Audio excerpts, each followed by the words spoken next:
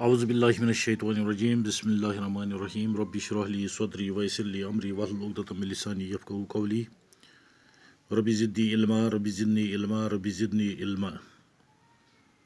प्यारे बच्चों, अस्सलाम वालेकुम। हमारा सब्जेक्ट है आज मैथमेटिक्स क्लास 8। वो टॉपिक हमारा है कंपाउंड इंटरेस्ट। आज हमें क्वेश्चन नंबर 5 कर रहे हैं।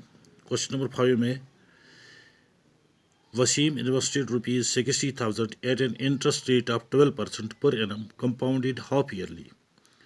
What amount would he get after 6 months after 1 year?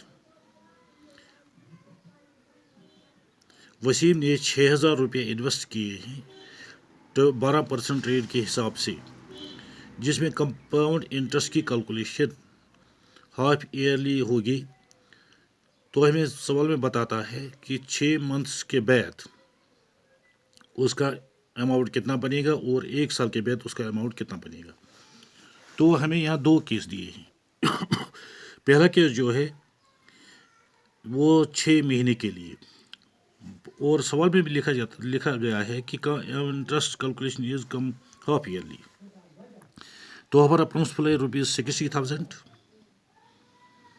Rate of interest हमारा है 12%, क्योंकि ये साल के लिए है, लेकिन हमें इंटरेस्ट कैलकुलेशन करनी है 6 महीने के बाद। तो रेट ऑफ इंटरेस्ट बन जाती है हमारी 12 divide by 2 is equal 6%। And time हमारा है 6 months, that is n is equal to 1 conversion period. Then amount is equal to, जो फार्मूला हमें तो पता ही, P into 1 plus R over 100 raised power n। Amount is equal 60,000 into 1 plus 6 over 100 raised power 1। Amount is equal to 60,000 into 53 over 50 raised power 1।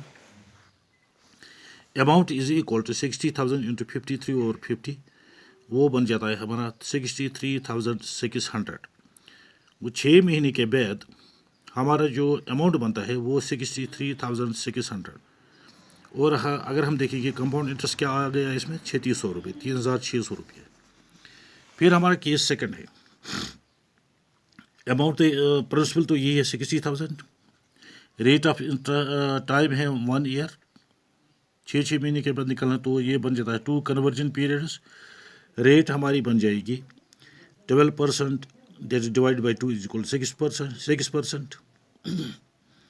Amount is equal P into 1 plus R over 100 raised power 2। Amount is equal 60,000 into 1 plus 6 over 100 raised power 2।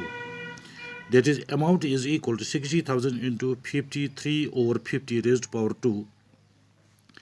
Amount is equal 60,000 into 53 over 50 into 53 over 50। That is amount तो बन जाता है हमारा 67,416।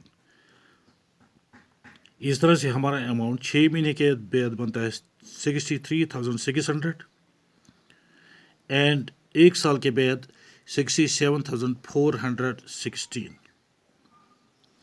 Now question number 6। Asif took A loan of ₹80,000। Asif ने 80,000 रुपये का loan लिया bank से। If the rate of interest is 10%, अगर इसका रेट ऑफ इंटरेस्ट है 10% per annum, find the difference in amount he would be paying after 1.5 years if the interest is calculated annually and the second part is compounded half yearly। तो हमें इसके पहले ही part के 2 case बनते हैं। Principal is equal to 80,000, rate of interest 10%, n is equal to 1.5 years। चूँकि 1.5 साल है, पहले हम 1 साल का कंपाउंड इंटरेस्ट निकालेंगे, फिर 6 साल का सिंपल इंटरेस्ट निकालेंगे। तो पहले केस में principal 80,000 rupees, rate 10%, n is equal to 1 year।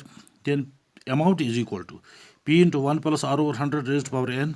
Amount is equal to 80,000 into 1 plus 10 over 100। Amount is equal to 80,000 into 11 over 10। Amount is equal 80,000 into 11 over 10, that is 88,000। तो 1 साल के बाद हमारा amount जो बनता है 88,000। ये अमाउंट अब अगले 6 महीने के लिए प्रिंसिपल बन जाएगा। तो केस सेकंड में principal equal to 88,000, rate of interest 10%, time half year, simple interest equal P into R into T divide by 100, 88,000 into 10 into 100 divide by 102, that is 4,400। तो 6 महीने के लिए सिंपल इंटरेस्ट हमारा बन गया 4,400 रुपये। तो हम देखेंगे अमाउंट आफ्टर 1.5 ईयर्स तो बन जाता है 88,000 प्लस 4,400, दैट इज 92,400।